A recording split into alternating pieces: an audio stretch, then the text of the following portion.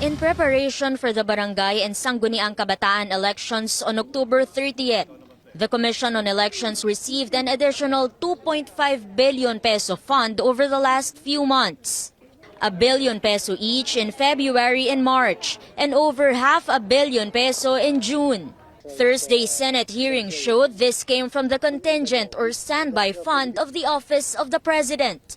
For the barangay and SK elections, nanggaling sa contingent fund. Ano nangyari po rito? How come we failed to plan for this? No, Madam Chair, Your Honor, simply because when we reset the elections, supposedly scheduled by December 5, we were saying at that time that we will be needing additional budget. Comelec Chairman George Garcia says when the postponement of elections became a law in October 2022, the budget for next year was near approval.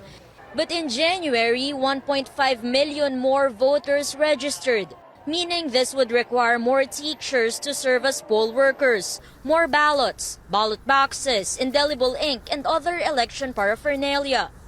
Comelec appealed to Congress for an additional 3.5 billion pesos. The Budget Department released 2.5 billion pesos.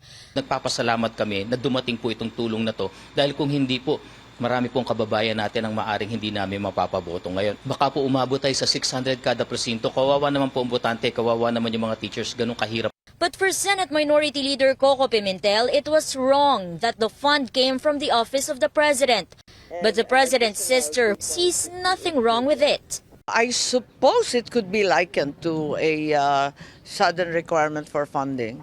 But Comelec clarifies it did not request funding from Malacañang but from Congress. Hindi na namin naitanong yun dahil basta importante, meron kaming advice na meron dadagdag sa aming pondo coming from, ang presumption namin ay dahil nga sa request namin sa Kongreso.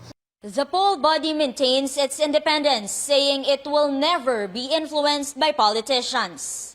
Kung titignan niyo po ang Comelec, lahat po ng pinupuntahan namin sa Kongreso at sa Senado, one time or another kandidato sila.